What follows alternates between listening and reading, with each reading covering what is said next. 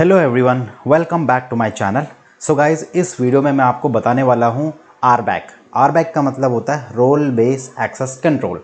तो दोस्तों, अभी तक मैं आपको एडी रोल्स के बारे में बता चुका हूँ, सब्सक्रिप्शन लेवल पे जो परमिशंस होती है वो बता चुका हूँ, और अब इस वीडियो में मैं आपको बताने वाला हूँ रोल बेस एक्सेस कंट्रोल। तो रोल बेस एक्सेस कंट्रोल क्या होता है? Basically role base access control ये डिफाइन करता है कि आपको जो एक्सेस देना है रिसोर्स के ऊपर, वो कौन सा एक्सेस देना है, आप उस कौन से एरिया पे, कौन से रिसोर्स पे देना है, या रिसोर्स ग्रुप पे देना है, या फिर क्या एक्सेस देना है, रीड देना है, राइट देना है, डिलीट देना है, ओनर देना है, कौन सा परमिशन देना है आपको, राइट। तो उसे कहते हैं सिंपल टर्म में रोल बेस एक्सेस कंट्रोल, जो हेल्प करता है ताकि आप एक्सेस को मैनेज कर सके कि भाई आपको जो जो एक्सेस देना है, उस एक्सेस से आप उस रिसोर्स के ऊपर क्या एक्शन परफॉर्म कर सकते हो, और कौन से एरिया पे आपको एक्सेस देना है, जैसे कि रिसोर्स ग्रुप पे देना है, रिसोर्स पे देना है, सब्सक्रिप्शन लेवल पे देना है, ये किस पे देना है। ओके, अभी ये जो रोल बेस एक्सेस कंट्रोल है, ये बेसिकली 3 एलिमेंट से बना हुआ होता है। एक होता है आपका सिक्योरिटी प्रिंसिपल, दूसरा होता है रोल डेफिनेशन, और तीसरा स्कोप। अब इसको सिंपल सी मैं लैंग्वेज में बताऊं आप लोगों को, तो सिक्योरिटी प्रिंसिपल का मतलब होता है कि आपको जो परमिशन देनी है वो किसको देनी है परमिशन। सिक्योरिटी प्रिंसिपल का मतलब कोई ऑब्जेक्ट होता है, ऑब्जेक्ट रिप्रेजेंट करता है यूज़र को, ग्रुप को, सर्विस प्रिंसिपल को, या फिर जिसे हम सर्विस अकाउंट बोलते हैं, या फिर कोई मैनेज आइडेंटिटी को। तो सिक्योरिटी प्रिंसिपल का मतलब होता है कि आप जो परमिशन देना चाहते हो किसको देना चाहते हो। ऑब्वियसली किसी यूज़र को, या फिर ग्रुप्स को दोगे, या सर्विस अकाउंट को दोगे, या फिर कोई मैनेज आइडेंटिटी या किसी एप्लीकेशन को एक्सेस दोगे, राइट। जैसे आप ऑन प्रेमिसेस एक्टिव डायरेक्टरी में आप क्या करते हो, आपका एक एक्टिव डायरेक्टरी रहता है और आप उसमें एक यूज़र बनाते हो, राइट।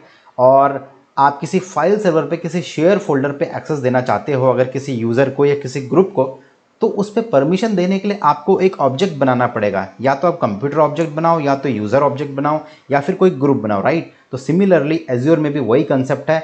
यहाँ पर सबसे पहला जो इंपॉर्टेंट रोल है वो एज्योर एक्टिव डायरेक्टरी का है। जब तक आप उसमें यूज़र या ग्रुप नहीं बनाओगे, तब तक आप किसी ऑब्जेक्ट को किसी रिसोर्स के ऊपर या सर्विस के ऊपर एक्सेस ही नहीं दे सकते। तो सिक्योरिटी प्रिंसिपल का मतलब होता है एक ऑब्जेक्ट जो रिप्रेजेंट करता है, जैसे कि यूज़र, ग्रुप, सर्विस प्रिंसिपल या मैनेज आइडेंटिटी।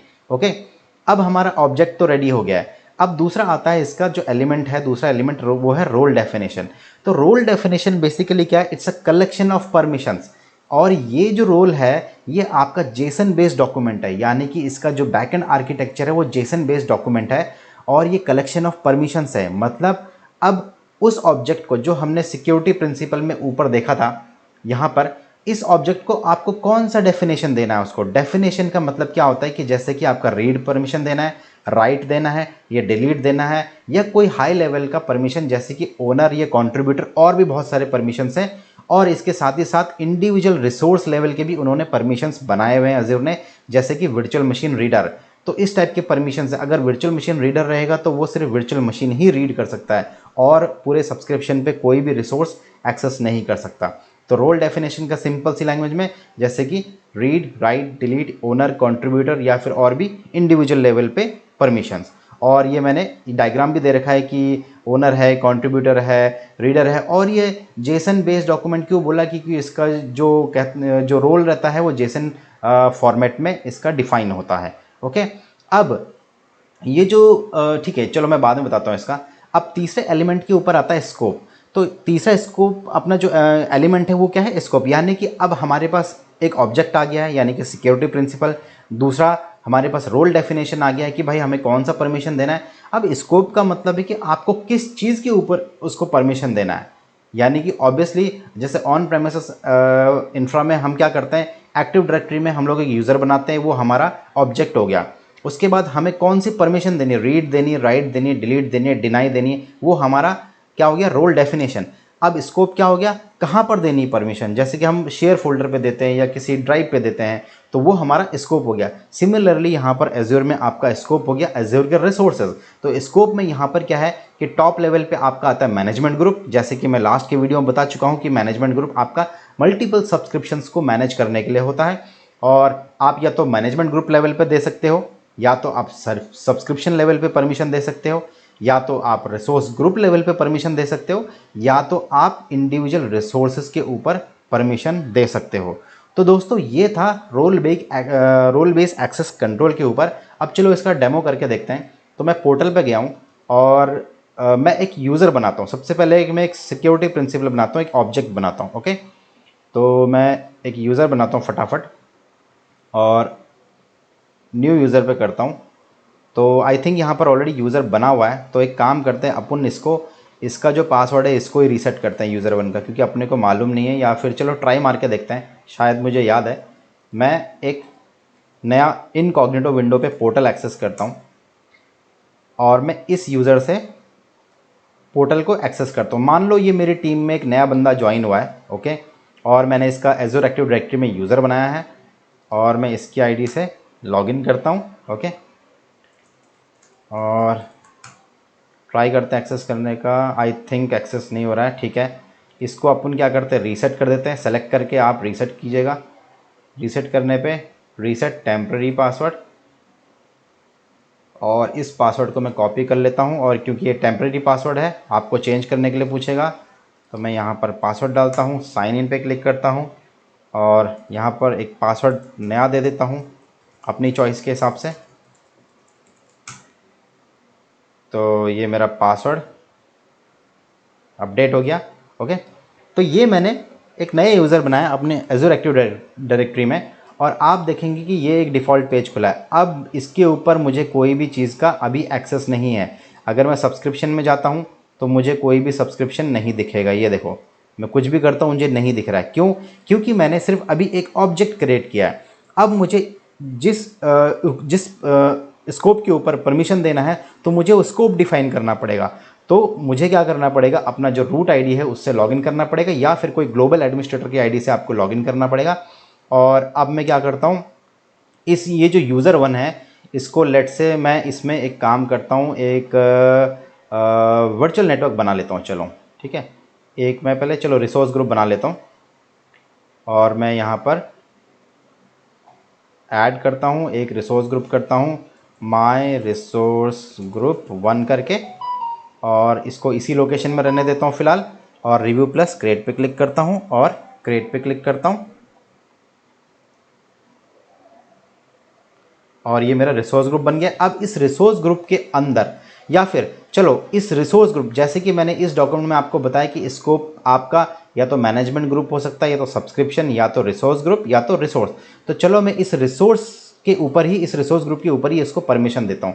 तो मैं यहाँ पर जाऊँगा एक्सेस कंट्रोल में और ऐड पे क्लिक करूँगा, ऐड रोल असाइनमेंट पे क्लिक करूँगा और यहाँ से मैं रोल्स चूज़ करूँगा। तो दोस्तों जैसे कि मैंने बताया, रोल डेफिनेशन मतलब कि कौन सा रोल देना है। इस टाइप का आपके रोल्स है, बहुत सारे रोल्स है इंडिविजुअल आपके, जो रीडर राइटर या रीड राइट डिलीट के हैं, तो इंडिविजुअल रिसोर्स लेवल पे भी है।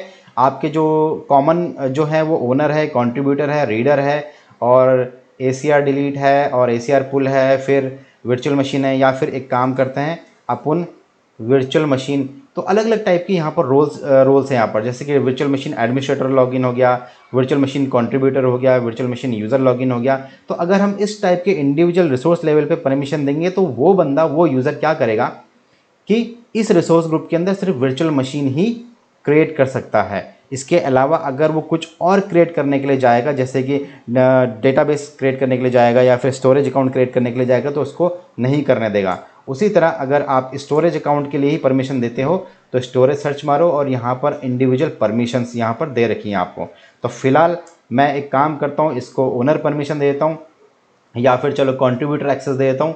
और असाइन एक्सेस टू किसको, यूज़र ग्रुप और सर्विस प्रिंसिपल को। मैं फिलहाल एक्सेस किसको दे रहा हूँ, यूज़र ग्रुप और सर्विस प्रिंसिपल को एक्सेस दे रहा हूँ। ओके, और अब यहाँ पर मैं सेलेक्ट क्या करूँगा, अपना यूज़र वन सेलेक्ट करूँगा और ये मेरा यूज़र वन आ गया है। इसको सेलेक्ट करके सेव पे क्लिक करूँगा। तो अब क्या हो गया, मेरे इस यूज़र को मैंने कंट्रीब्यूटर एक्सेस दे दिया है इस पर्टिकुलर रिसोर्स ग्रुप के ऊपर। तो अभी अब मैं क्या करता हूँ, अपने इस आईडी पे जाता हूँ और पेज को रिफ़्रेश करता हूँ, और पेज को रिफ़्रेश करने के बाद मैं जाता हूँ रिसोर्स ग्रुप के अंदर।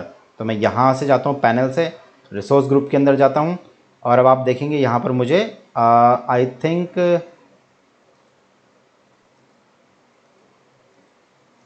थिंक अभी शायद रिफ़्रेश नहीं हुआ है। तो मुझे एक बार शायद लॉग आउट लॉगिन करना पड़ेगा। ठीक है, मैं एक बार लॉग आउट लॉगिन कर लेता हूँ, साइन आउट कर लेता हूँ यहाँ से। तो मैं लॉगिन करके इसको अपन फिर कंटिन्यू करते हैं। तो दोस्तों ये लॉगिन हो चुका है और अपन ने एक बार लॉग आउट लॉगिन कर दिया और रिसोर्स ग्रुप पे जाते हैं। और ये देखिए मेरा जो है यहाँ पर रिसोर्स ग्रुप 1 दिख गया है। ओके, अब मैं अगर एक और रिसोर्स ग्रुप बनाता हूँ अपनी रूट आईडी से लॉगिन करके, तो लेट्स से मैं यहाँ पर डालता हूँ डेमो रिसोर्स ग्रुप। ओके, और लेट्स से मैं इसको किसी दूसरे रीजन में डालता हूँ और रिव्यू प्लस क्रिएट पे क्लिक करता हूँ और क्रिएट पे क्लिक करता हूँ। तो ये मेरा रिसोर्स ग्रुप क्रिएट हो गया है।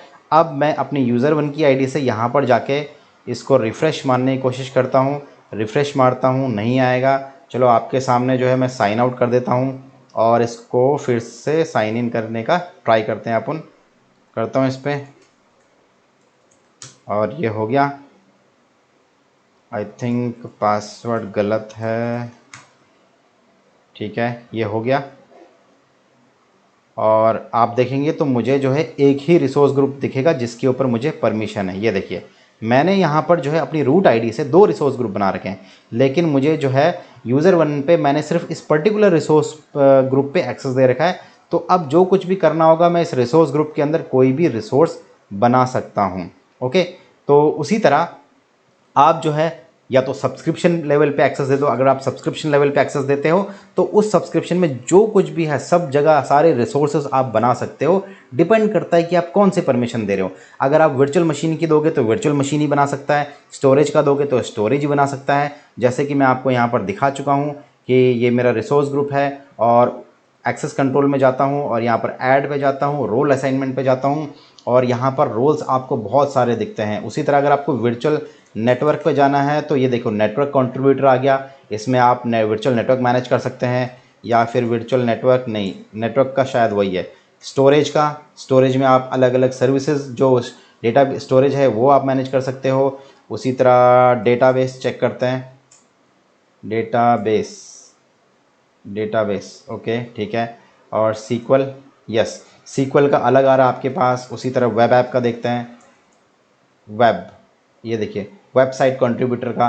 तो इस तरह से अलग अलग माइक्रोसॉफ्ट ने काफ़ी सारे रोल डेफिनेशंस यहाँ पर बना रखे हैं। तो अगर आपको सब्सक्रिप्शन लेवल पर परमिशन देना होगा तो आपको सिंपल सा सब्सक्रिप्शन पेज ओपन करना है। मैं यहाँ पर जाता हूँ, सब्सक्रिप्शन पे जाना पड़ेगा और सब्सक्रिप्शन पे आप क्लिक करेंगे और यहाँ पर एक्सेस कंट्रोल का ऑप्शन आएगा और यहाँ से आप रोल असाइनमेंट में जाके उसको परमिशन दे सकते हैं। तो दोस्तों एक्सेस कंट्रोल कॉमन ऑप्शन है हर एक रिसोर्स पे, हर एक रिसोर्स ग्रुप पे, हर सब्सक्रिप्शन में या मैनेजमेंट ग्रुप है वहाँ पर आपको सेम ही ऑप्शन से आप परमिशन दे सकते हो।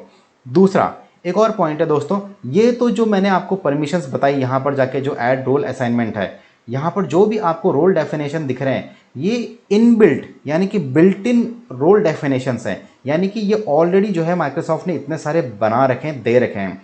इसके अलावा जो है आप माइक्रोसॉफ्ट कहता है कि आप कस्टम रोल भी बना सकते हो। कस्टम रोल का मतलब ये है कि लेट से आप चाहते हो कि मैं एक ऐसा रोल बनाऊं जिसमें सिर्फ वर्चुअल मशीन रहे या फिर स्टोरेज रहे, आई मीन वर्चुअल मशीन रहे, स्टोरेज रहे और वर्चुअल नेटवर्क रहे।